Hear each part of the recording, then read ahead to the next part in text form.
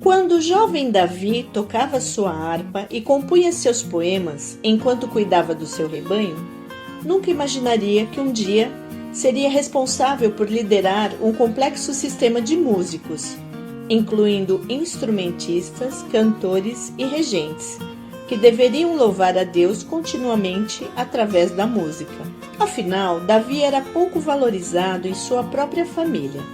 Talvez o vissem como aquele caçulinha de cabeça nas nuvens, cantando, tocando e dançando pelos campos.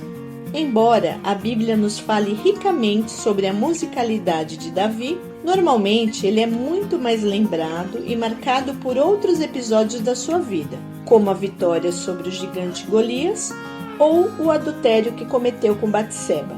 A verdade é que a vida de Davi não foi nem um pouco monótona. Tendo sido objeto de amor, admiração e lealdade, mas também vítima de ódio, inveja e traições, sua trajetória apresentou altos e baixos, vitórias e derrotas, exaltação e perseguição. Tudo isso sempre acompanhado de música e muita poesia, todas dedicadas a exaltar o Deus que o escolheu como rei do povo de Israel. E é sobre ele que nós vamos falar hoje. Davi, músico e poeta dedicado a Deus.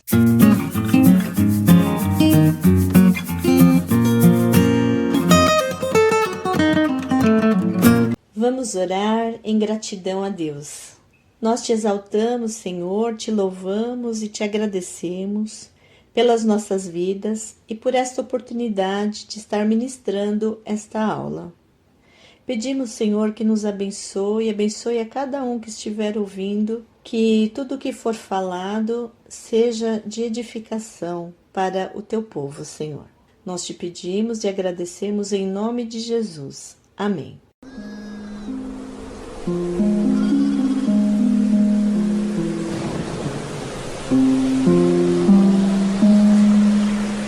Adonai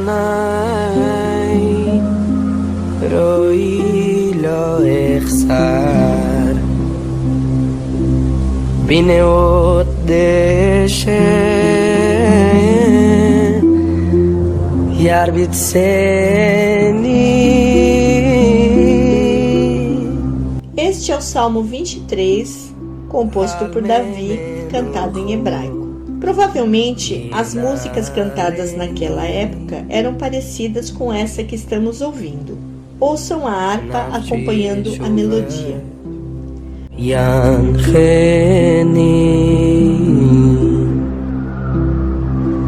B'maklei tzedek leman shemo. Ouvindo essa canção, podemos imaginar Davi no campo, tocando seu instrumento, pastoreando as ovelhas. Nós não sabemos como ele aprendeu a tocar, se teve alguma instrução a esse respeito ou se aprendeu sozinho. Mas sabemos que ele próprio compunha suas músicas e letras e se dedicava a essa prática como forma de louvor e adoração a Deus.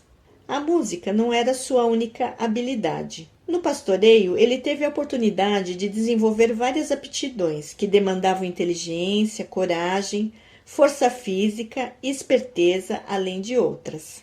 Capacidades pouco percebidas em sua própria casa, mas que foram valorizadas por Deus de acordo com o relato bíblico em 1 Samuel 16, quando Samuel ungiu Davi. Davi foi escolhido por Deus para ser rei em Israel. Mas nós sabemos muito bem que ele não foi ocupando o trono imediatamente, mesmo porque Saul ainda estava reinando. Mas um fato que nos chama a atenção e eu acho muito curioso é que Deus utilizou a musicalidade de Davi para levá-lo à presença do rei Saul. Vamos ver como isso aconteceu? Acompanhem comigo a narrativa deste fato através da leitura de 1 Samuel 16, 14 a 23 que eu farei agora. O Espírito do Senhor se retirou de Saul e um espírito maligno vindo da parte do Senhor o atormentava. Os funcionários de Saul lhe disseram: Há um espírito maligno mandado por Deus te atormentando. Que nosso soberano mande estes seus servos procurar um homem que saiba tocar a harpa. Quando o espírito maligno se apoderar de ti, o homem tocará a harpa e tu te sentirás melhor.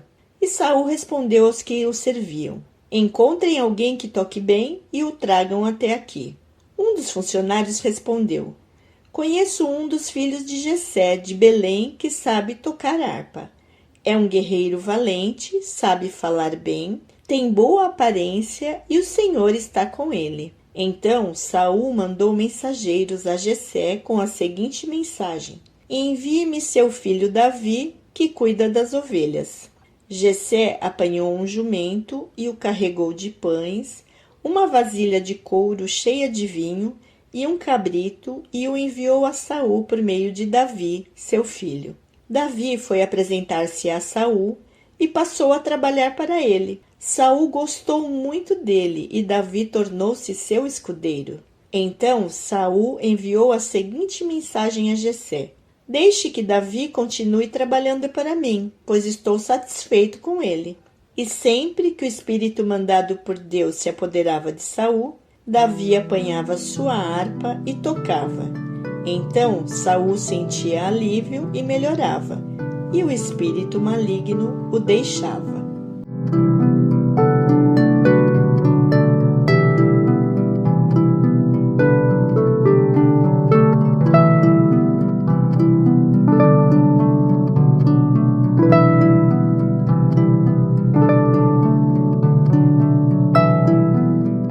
Comentar alguns pontos que eu considero importantes neste texto que nós lemos. O primeiro é que era prática comum nas culturas antigas utilizar a música para acalmar as pessoas atormentadas. Isso era considerado uma terapia ou até mesmo uma forma de afugentar os maus espíritos. Por isso, Saul não estranhou o conselho dos seus empregados, porque já era uma prática comum. Já era uma prática conhecida. Davi foi chamado para atender Saul pelo simples fato de que ele tocava bem. Então, ele era conhecido por ser um excelente arpista e também por ter um bom porte, por saber falar bem, por todas essas características. Mas o que mais o recomendou à presença do rei é que ele era um bom músico. Se ele não soubesse tocar direito, não tivesse fluência na sua forma de tocar e cantar, ele certamente não seria chamado para tocar para o rei. Outro ponto que eu acho interessante é que Davi ele teve uma presença tão marcante perante o rei, tanto pela música como por seus outros atributos, que isso acabou estabelecendo um relacionamento entre eles. Tanto que Saul gostou tanto de Davi que resolveu empregá-lo na corte. Nós vemos que Davi se tornou o escudeiro do rei.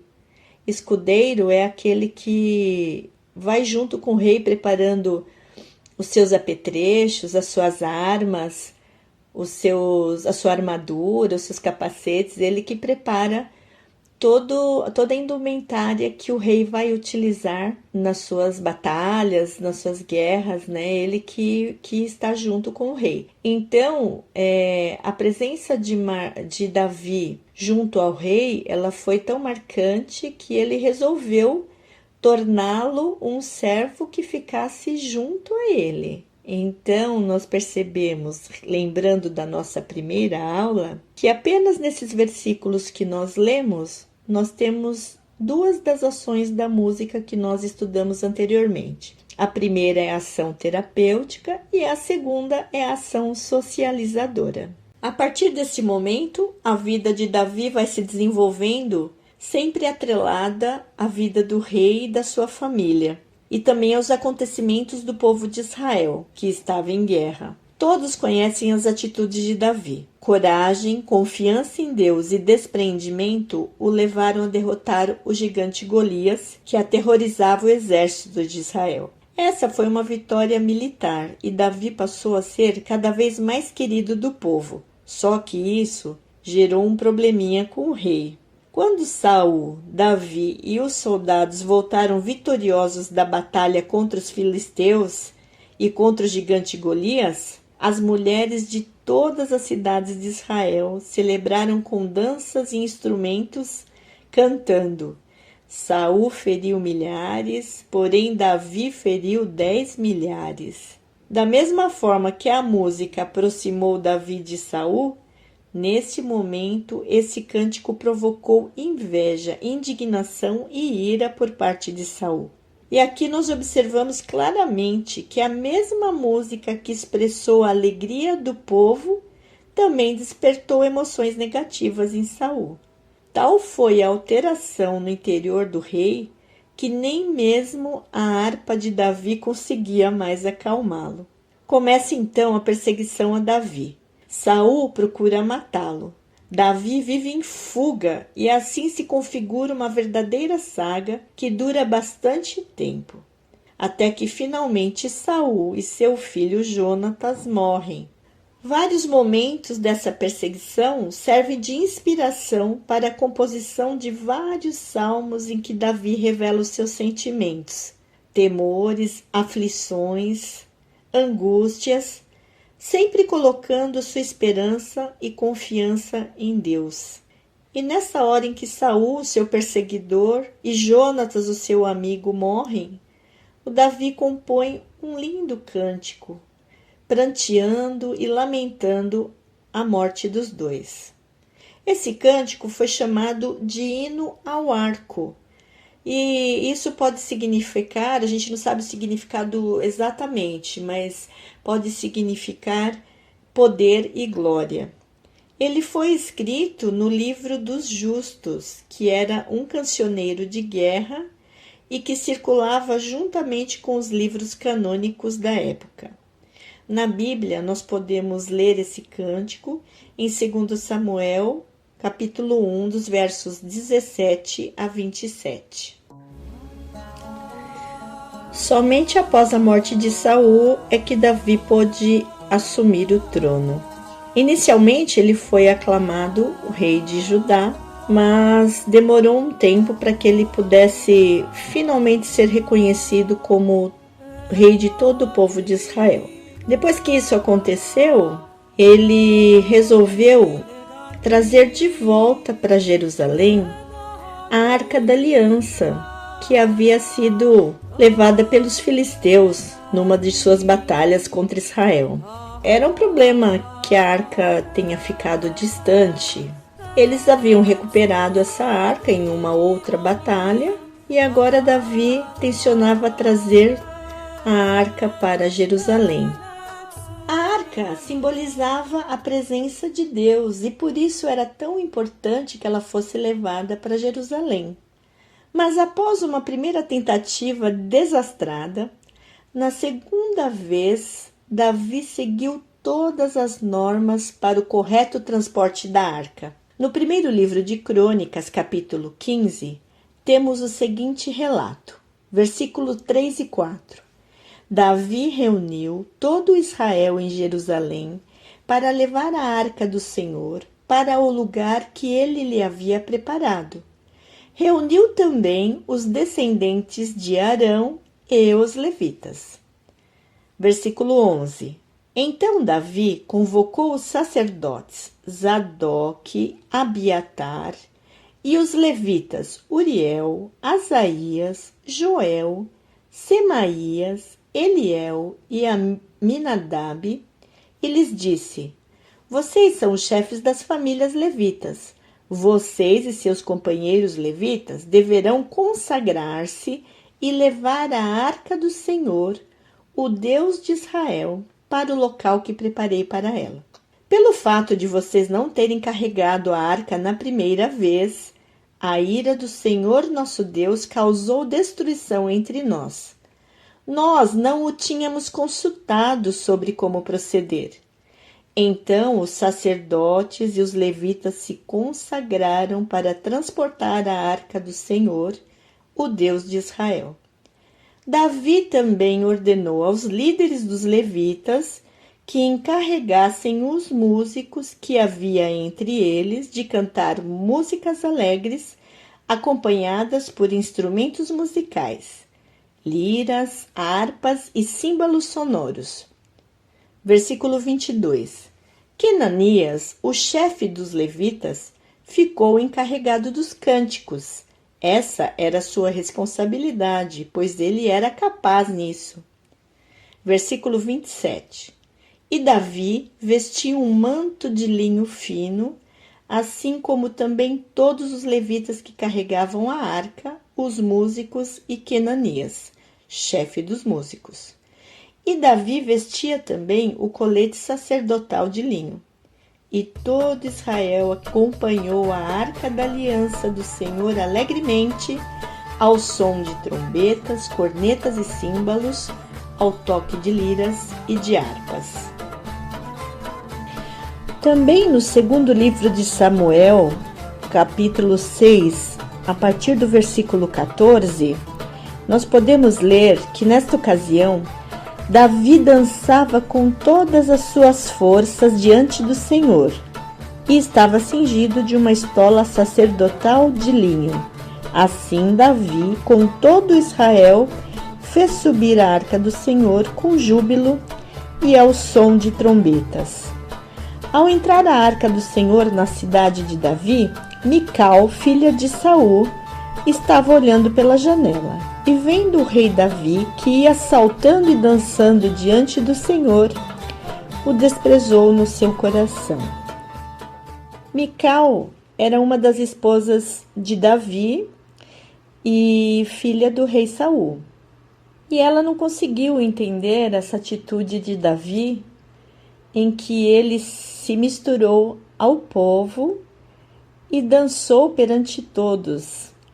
Ela enxergou aquilo como se fosse uma atitude menor, uma atitude reprovável, uma atitude de humilhação perante todos, porque afinal de contas ele nem estava com os seus trajes reais, ele estava vestindo, como todos os sacerdotes, uma túnica de linho, que era uma túnica sacerdotal, e isso fez com que ela o desprezasse por causa dessa atitude de Davi.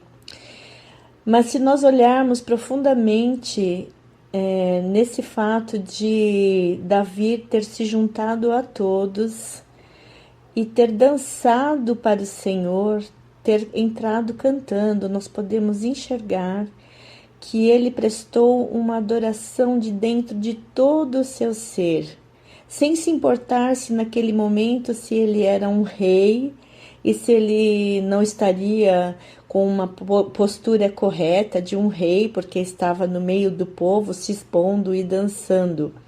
E nós vemos nessa atitude de Davi que ele estava ali com todo o seu coração. E isso foi algo muito marcante para o povo naquele momento e para Deus também, com certeza. Ainda nesse mesmo texto de 2 Samuel, a partir do versículo 20, nós lemos: Voltando Davi para casa para abençoar sua família, Mical, filha de Saul, saiu ao seu encontro e lhe disse: Como o rei de Israel se destacou hoje, tirando o manto na frente das escravas de seus servos como um homem vulgar. Mas Davi disse a Mical: Foi perante o Senhor que eu dancei, perante aquele que me escolheu em lugar de seu pai ou de qualquer outro da família dele, quando me designou soberano sobre o povo do Senhor, sobre Israel. Perante o Senhor celebrarei e me rebaixarei ainda mais e humilharei aos meus próprios olhos, mas serei honrado por estas escravas que você mencionou. Então, por essa resposta de Davi a essa objeção que Mical fez sobre o procedimento dele, nós vemos que ele reconhecia que tudo o que aconteceu para ele foi pela soberania de Deus, porque ele havia sido escolhido para ser rei daquele povo. Por isso ele estava disposto a celebrar, a humilhar o que fosse necessário para engrandecer o nome de Deus. Nós podemos também fazer uma observação agora sobre a dança em si. A dança era uma prática comum do povo em ocasiões especiais. A Bíblia nos fala várias vezes sobre a dança, existem várias referências. Mas essas referências, elas estão sempre relacionadas a celebrações sociais ou acontecimentos especiais. Por exemplo, quando havia uma vitória militar, quando havia uma celebração religiosa, como as festas que eram realizadas pelo povo, ou até mesmo numa reunião familiar. Então, a dança ela era usada como uma expressão da alegria das pessoas, alegria do povo, naqueles momentos de celebração especiais. E nesse episódio em que Davi dançou, nós vemos que houve uma expressão de dança individual de Davi, porque narra que ele dançou com todas as suas forças perante Deus, mas também todo o povo cantava e dançava. Então, ao mesmo tempo, foi uma expressão individual, junto com uma expressão coletiva também, de todos dançando e cantando juntos. Ao chegar na cidade, a arca foi colocada na tenda preparada previamente por Davi, que ofereceu holocaustos e sacrifícios de comunhão, abençoando todo o povo em nome do Senhor dos Exércitos.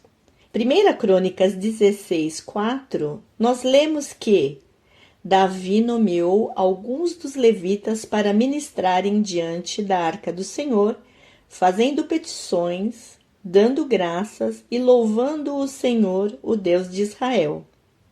No versículo 7, nós lemos que foi naquele dia que pela primeira vez Davi encarregou a Asaf e seus parentes de louvar ao Senhor com salmos de gratidão. De acordo com esse relato bíblico, nós percebemos que Davi entregou-se totalmente ao preparo daquela celebração. Por exemplo, ele compôs um salmo de gratidão especial para aquela ocasião, que vocês podem ler em 1 Crônicas 16.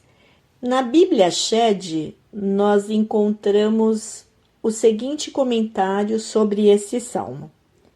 Para celebrar a vinda da arca a Jerusalém, Davi compôs um canto de ações de graças que entregou aos músicos-chefes para ser usado na adoração pública. Esse canto se encontra em Salmos 96, Salmo 105 e Salmo 106. Também comenta que nesse local e nesse episódio que se inicia o coro levítico, que logo se tornou tão importante na adoração pública dos hebreus. Para essa celebração, Davi também organizou os levitas para exercerem as suas funções, como nós pudemos ler. Por que isso? Porque eles não estavam exercendo corretamente as funções como Deus havia determinado. Vejamos alguns textos que mostram as instruções que Moisés havia recebido de Deus no passado. Em Números 10, versículos 1 e 2, nós lemos assim: O Senhor disse a Moisés: Faça 2 cornetas de prata batida, a fim de usá-las para reunir a comunidade e para dar aos acampamentos o sinal para partirem. No versículo 8, nós lemos: Os filhos de Arão, os sacerdotes, tocarão as cornetas.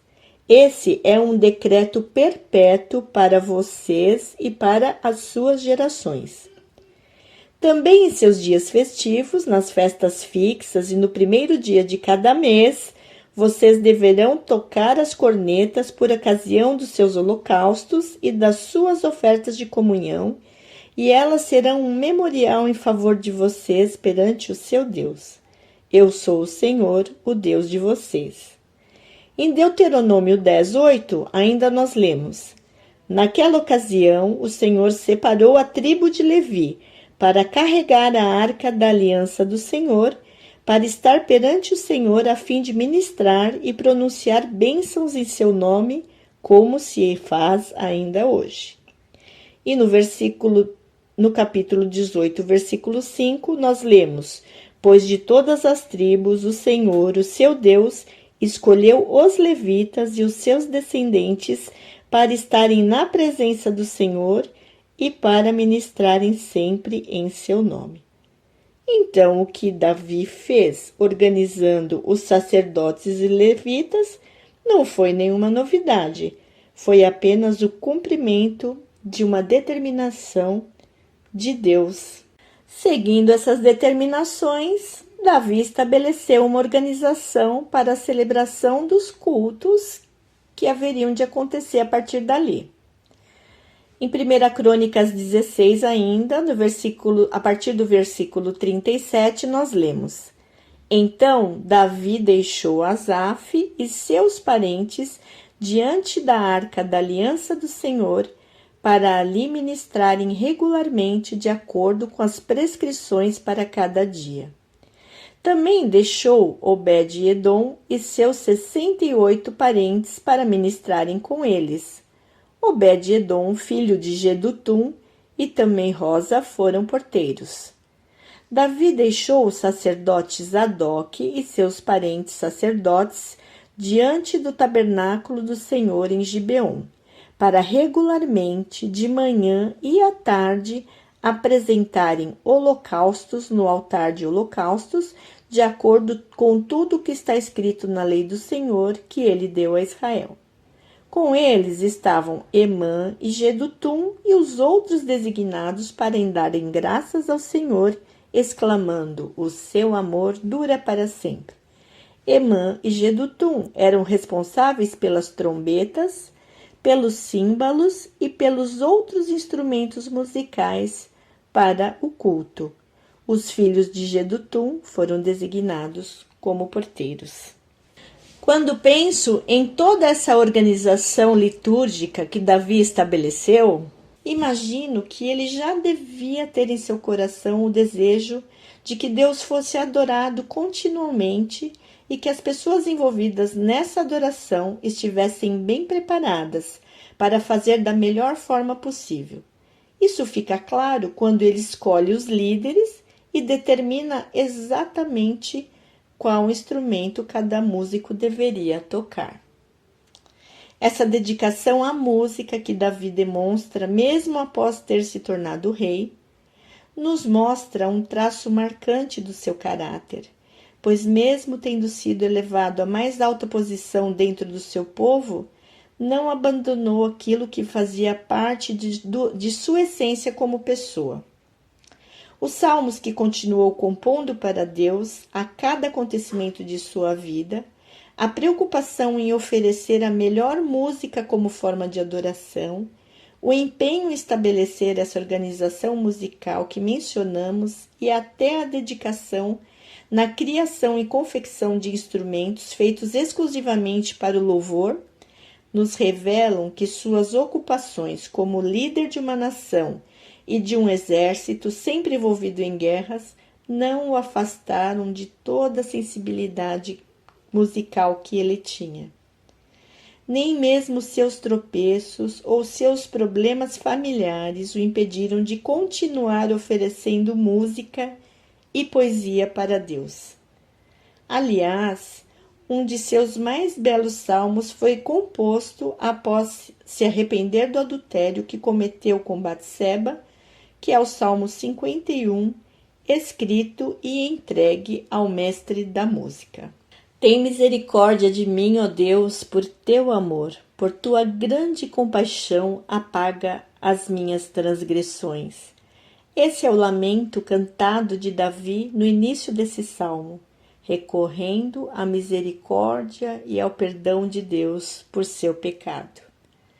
Tenho certeza que esse espírito capaz de reconhecer seu erro, se arrepender e ainda criar musicalmente uma poesia sincera a Deus, contribuiu para que Davi fosse reconhecido como um homem segundo o coração de Deus.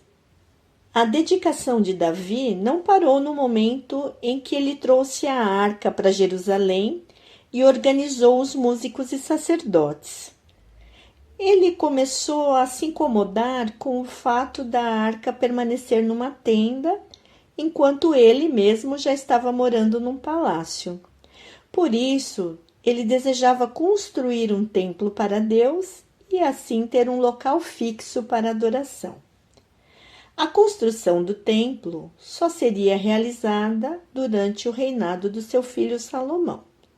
Mas Deus permitiu que Davi planejasse toda a obra, levantando recursos, contratando trabalhadores, preparando os materiais, definindo a planta e, por final, orientando seu filho, não apenas quanto à construção, mas também sobre como deveria ser o cuidado com o templo e como deveria ser a adoração. É claro que a adoração deveria seguir os padrões definidos por Deus e transmitidos a Moisés. Por isso, mais uma vez, Davi orienta os sacerdotes e levitas para realizarem corretamente as funções estabelecidas quando o templo ficasse pronto. Em 1 Crônicas 23, de 1 a 5, nós lemos: Já envelhecido e de idade avançada, Davi fez do seu filho Salomão rei sobre Israel. Ele reuniu todos os líderes de Israel, bem como os sacerdotes e os levitas. Os levitas de 30 anos para cima foram contados e o número total deles chegou a 38.000. Davi escolheu 24.000 desses para supervisionarem o trabalho do templo do Senhor e 6.000 para serem oficiais e juízes. 4.000 para serem guardas das portas e 4.000 para louvarem o Senhor com os instrumentos musicais que Davi preparou com esse propósito. Vejam como Davi, mesmo sendo um rei, tendo várias ocupações de liderança, de governo, ele ainda se ocupou em preparar instrumentos especiais e específicos para adoração a Deus. Nós não sabemos se ele mesmo confeccionou, provavelmente não, provavelmente foram outras pessoas que confeccionaram os instrumentos, mas com certeza ele idealizou esses instrumentos. E nós podemos ver em 2 Crônicas 29, versículos 25 e 26, que posteriormente esses instrumentos sempre eram utilizados. Vamos ler. Também estabeleceu os levitas na casa do Senhor com símbolos, alaúdes e harpas, segundo o mandado de Davi e de Gade, o vidente do rei e do profeta Natã, porque este mandado veio do Senhor por intermédio de seus profetas. Estavam, pois, os levitas em pé com os instrumentos de Davi e os sacerdotes com as trombetas. Essa foi uma ocasião, muito depois que Davi já havia morrido Salomão. Estávamos na época do rei Ezequias, em que ele restabelece o culto a Deus, e a gente vê que ele utilizou os instrumentos de Davi. Então, comprovando realmente que Davi havia idealizado e havia determinado quais os instrumentos que deveriam ser usados para o louvor e a adoração a Deus. Continuando com as orientações que Davi deixou para o seu filho Salomão, nós vamos ler alguns versículos de 1 Crônicas 25. Verso 1. Davi, junto com os comandantes do exército, separou alguns dos filhos de Asaf, de Emã e de Jedutum para o ministério de profetizar ao som de harpas, liras e símbolos. Versículos 6 a 8. Todos esses homens estavam sob a supervisão de seus pais quando ministravam a música do templo do Senhor, com símbolos, liras e harpas na casa de Deus.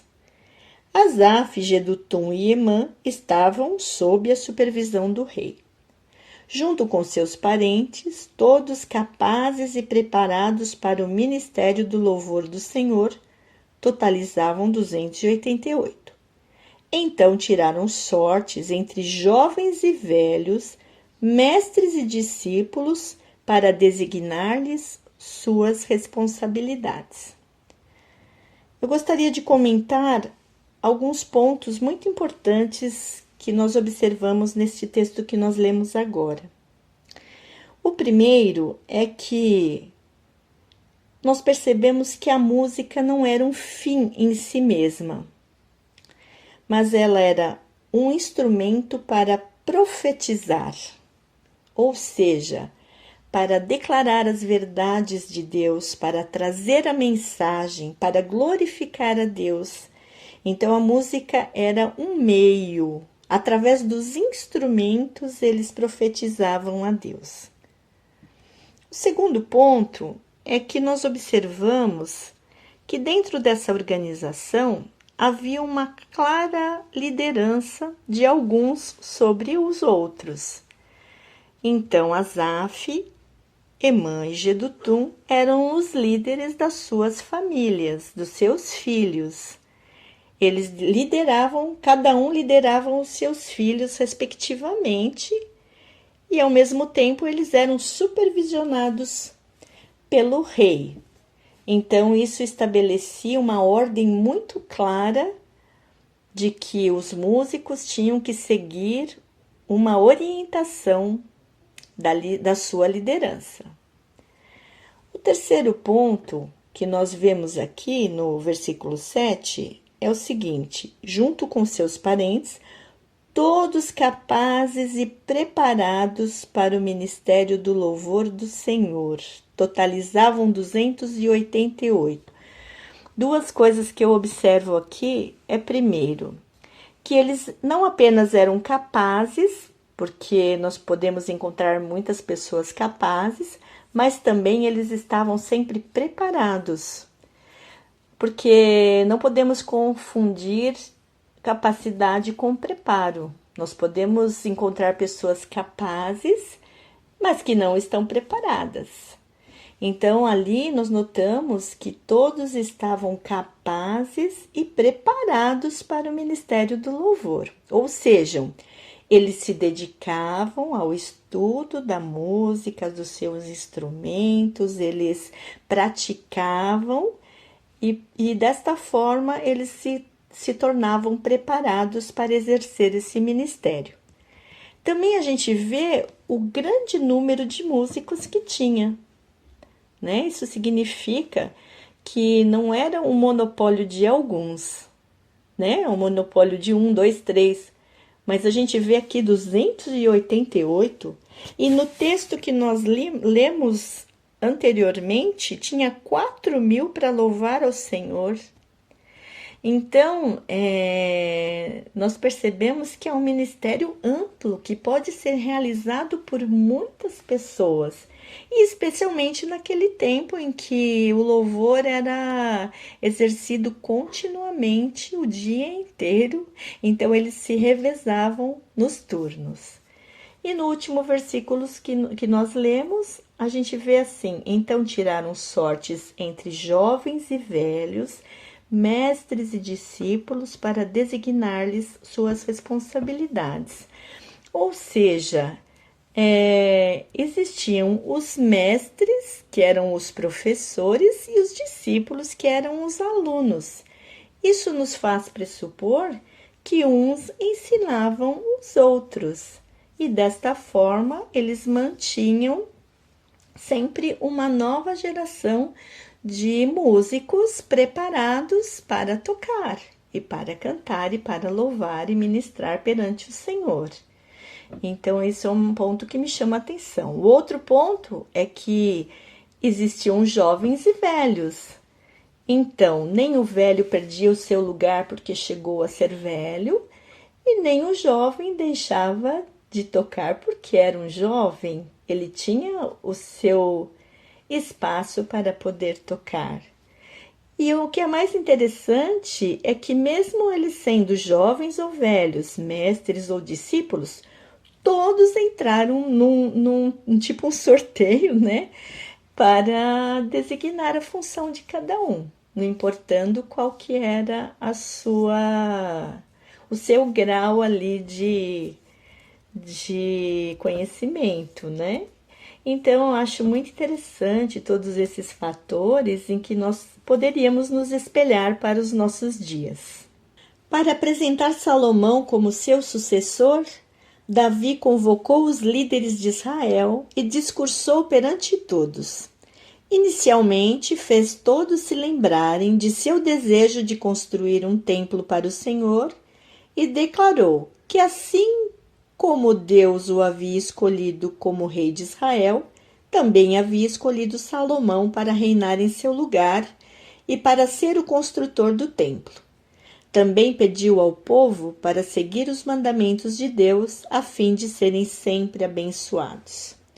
Após instruir Salomão sobre como proceder e entregar-lhe todas as plantas do templo, Davi conta para todos quais foram suas ofertas para o templo e conclama o povo a ofertar. Quem, pois, está disposto hoje a trazer ofertas liberalmente ao Senhor? Todos espontaneamente também ofertaram ao Senhor. Estamos em 1 Crônicas 29 e no versículo 9 nós lemos que o povo alegrou-se diante da atitude de seus líderes, pois fizeram essas ofertas voluntariamente e de coração íntegro ao Senhor. E o rei Davi também encheu-se de alegria. Este era o rei Davi, músico e poeta, homem segundo o coração de Deus, que diante de toda a liberalidade do povo declarou: mas quem sou eu e quem é o meu povo para que pudéssemos contribuir tão generosamente como fizemos? Tudo vem de ti, e nós apenas te demos o que vem das tuas mãos. E é com uma linda canção composta sobre um trecho da oração de Davi, registrado em 1 Crônicas 29, de 11 a 13, que vamos encerrar esta aula. Tua, Senhor, é a grandeza e o poder, a honra, a vitória e a majestade,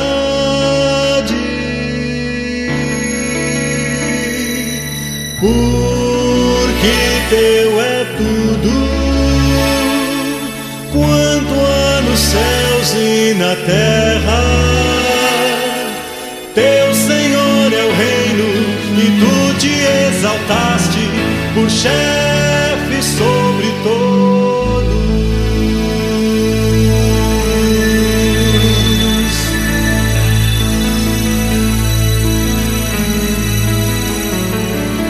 Tua, Senhor, é a grandeza e o poder, a honra, a vitória e a majestade,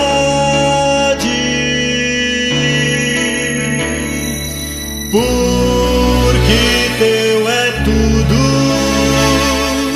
quanto há nos céus e na terra. Teu, Senhor, é o reino, e tu te exaltaste por chefe sobre todos.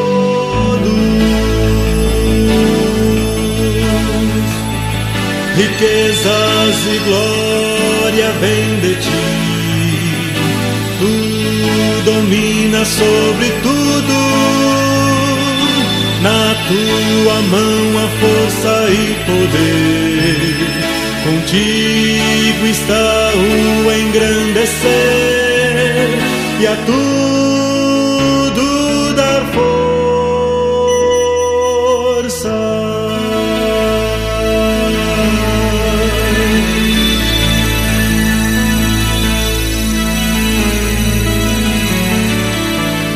agora